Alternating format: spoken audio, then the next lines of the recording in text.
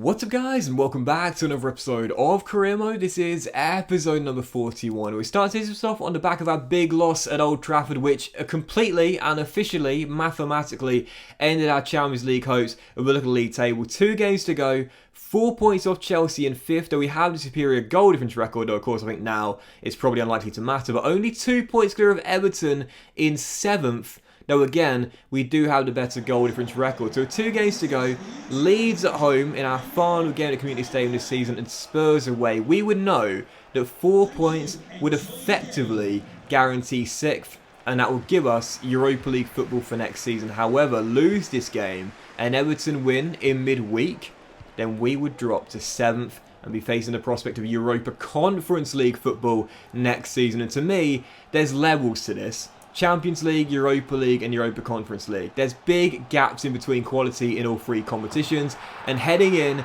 to the game against Leeds, final home game, what a start for this man.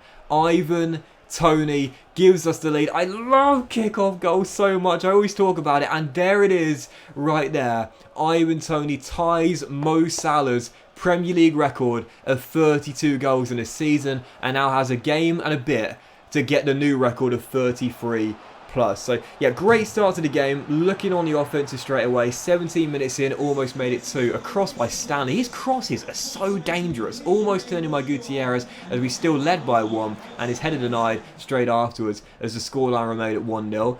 But in the first half an hour, all Brentford, knowing what was at stake, knowing that possibly with a game to spare, we could wrap up Europa League football if Everton lost in midweek. I was on the offensive right from the first whistle, looking for chances, and as you can see, 28 minutes to go, Onyeka keeping the chance alive, finds Gutierrez. He bends in our second, and I've mentioned it so many times because I feel like I need to mention it every time he scores.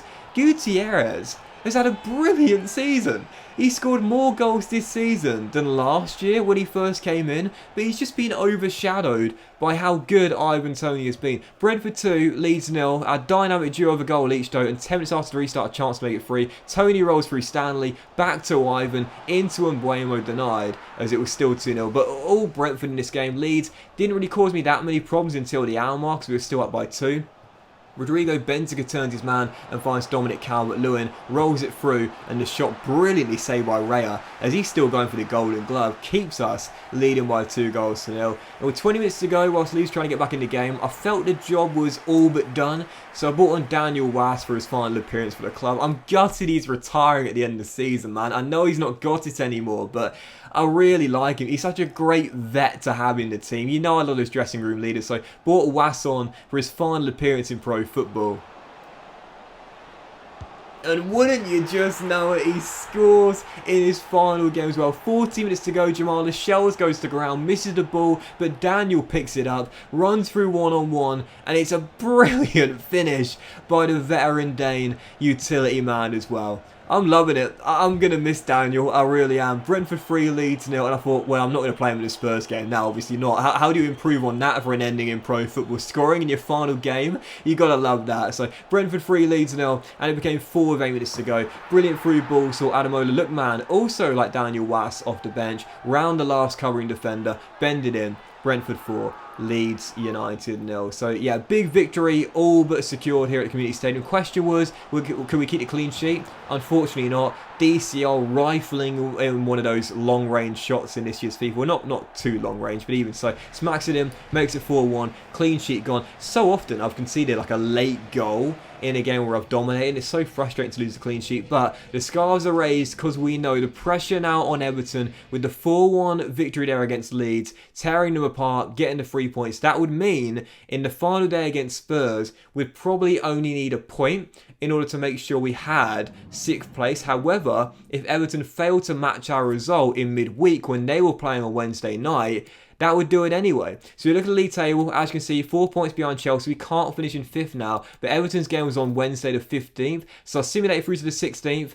I saw whether they'd won or not, and as you could see, there it is. It is over. A game to spare, and because the Red Devils did us a favour, winning 4-1 at Goodison Park, that means that 6th place is guaranteed. We can't finish higher, we can't finish lower, we're locked in 6th, and that is that. So they knocked out the FA Cup semi-final, They mathematically end our Champions League hopes, but they make up for it by beating Everton 4-1 on Wednesday night. The Red Devils, being a little bit kind there, I suppose, after battering us in the last two visits. So there it is over. It was a really weird final day as well, because there was nothing to be decided on the final day. The bottom three were basically set. Watford could do it, but it was incredibly unlikely. The Premier League champions were going to be Manchester United again. It was possible it wouldn't be, but the likelihood was incredibly slim. The top four was set. Chelsea are guaranteed 5th. We're guaranteed 6th. Everton are guaranteed 7th. There was literally nothing to play for anyone on the final day. So it's got to be one of the most anticlimactic final days ever. But if there was one thing to be settled, it was to be whether Ivan Toney could win the Golden Boot by setting a new record. He'd already won it. We knew that heading into the game. Ivan Toney scored 32 goals this year, but the question was, could he get one on the final day against Spurs and set the new record of 33? Look, we all know the real record is 40. We don't need to talk about that because we all know what happened, but even so, heading into the game with the official record being 32, question was, could he get to 33? Well, 16 minutes in, we knew he'd be marked tightly, so we knew the goals might need to come from somewhere else on the final day, and oh my god, I keep on saying it, but I'm so happy I kept this guy here, and I love this celebration, by the way. Sorry to break away from the immersion, but I always say to you guys, if you're looking for realism and immersion in FIFA career mode, take note when you're playing away from home of where the away fans are housed. It looks so cool when you celebrate with them. But yeah, Brian Mbeumo heading in the Stanley Young cross, 11 goals. He scored more goals this season than he did in the first 2 years combined. I say it all the time, but transitions take time. Brian Mbeumo fires us in to the early lead as he's really flourishing now as an attacking midfielder in his side. Spurs back on level terms though right before the break. Harry Kane bangs it in and it's 1-1. So level here at the Tottenham Hotspur Stadium. But it was a really good game though. Despite there being nothing to play for, both teams are really going for it. And yes, with 6 minutes to go, I got one chance with him in the entire game. I got one chance. This was it. And of course, he took it. Ivan Toney with goal number 33. And there it is. The record for Toney. Bends it past Lloris for his 33rd Premier League goal. And there it is. I don't think I'll ever score 40 with him ever again.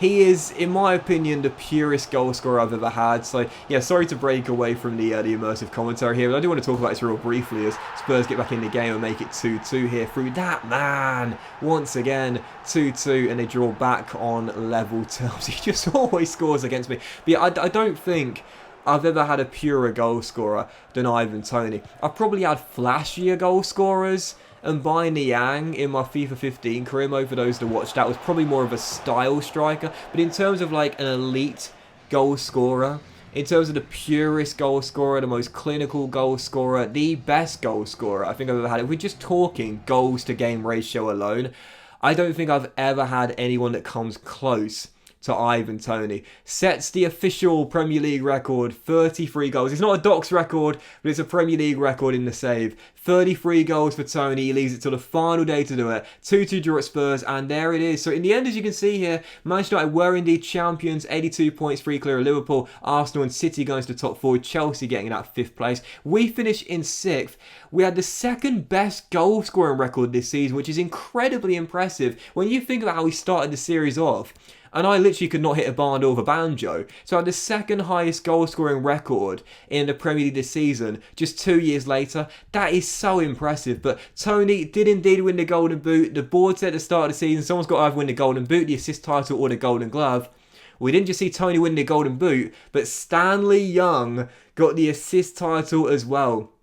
With his assist on the final day for Brian Mbeumo's opener against Spurs, that saw him pick up his 12th, and that meant he won the assist title. I love Stanley Young. The future is so bright with him bombing up and down that left wing with Brentford. And David Raya, by the way, runner-up in the race for the Golden Glove, only 2 behind Jordan Pickford, who won it. Pretty impressive, to be fair, after our poor start defensively this season. Only one player in the team of the tournament, and it's unsurprisingly this man, Ivan Toney. I thought we were snubbed, personally, in the team of the tournament. I still think Gutierrez could have possibly got in there, but even so, or possibly Mbeumo thinking about it, but even so, or Stanley, but even so, Ivan the Golden Boot winner, player of the tournament, Victor Osimhen of Arsenal.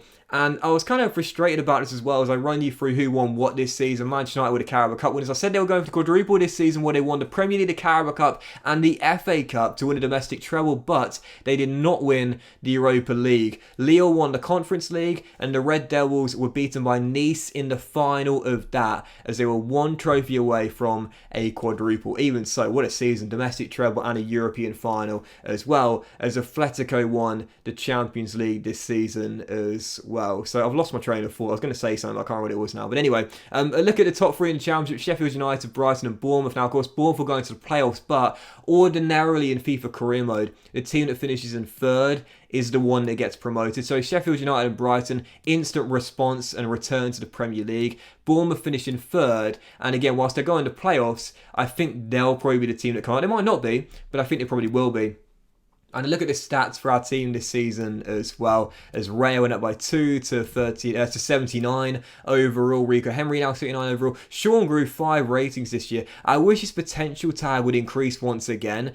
He was, again, really solid at the back this year. So why he's had the potential downgrade to only showing great potential, I really don't know. It makes no sense. Sangare, club record signing, up by 1 to 82 overall. He's transitioned from holding mid to centre half. It's going to take some time. Daniel Was.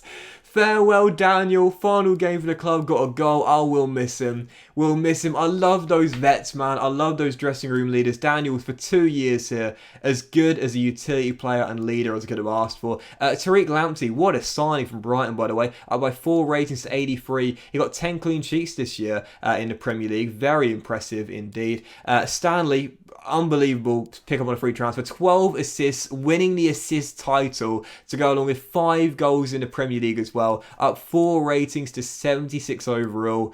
I gotta say, he's probably my favourite, or one of my favourite young player in this team right now. I'm loving him, absolutely loving him, no doubt about that. I hope he didn't grow this season, but barely played to be fair. Although I will say this as I go through the attacking midfielders here. Jesse Lingard, I was really happy with him. 2 goals and 3 assists in 12 games. That's pretty decent, isn't it? But Brian and Buemo, though, come on, can we give this guy some props? Let's clap. Let's clap. 11 goals and 11 assists in the 34 Premier League games, up to 82 overall. I've said it multiple times and I'll say it again. Transitions take time, but now he's flourishing as an attacking midfielder. But player of the season, captain, leader, legend, hero, Ivan Toney up to 83 overall. I don't know how much better you'll get now at 28 years old, but 33 goals and let's not forget 11 assists as he set a new record and won the Golden Boot as well. And Gutierrez, again, I talked about it, 22 goals in 37 games and 9 assists as well. He had a great season. He was only overshadowed by Ivan Toney's individual brilliance. So there it is then, the season is over. Brentford are heading into the Europa League next season. Frustrated because obviously, as we know, 6th place is not an official Europa League spot according to the board, but because of the winners of the Carabao Cup and the FA Cup being Manchester United, it does mean that Europa League football is at the Community Stadium next season. And with a 4.5-star team, the question is in the summer, how much money have we got? And where do we look to improve? Transfer suggestions more than welcome. Thanks for watching Season 3, guys, and the season finale. I hope you enjoyed. If you haven't, please drop a like. Much love to you all. Have a fantastic day. And I'll see you for the start of Season 4 as Brentford are heading to the Europa League very soon.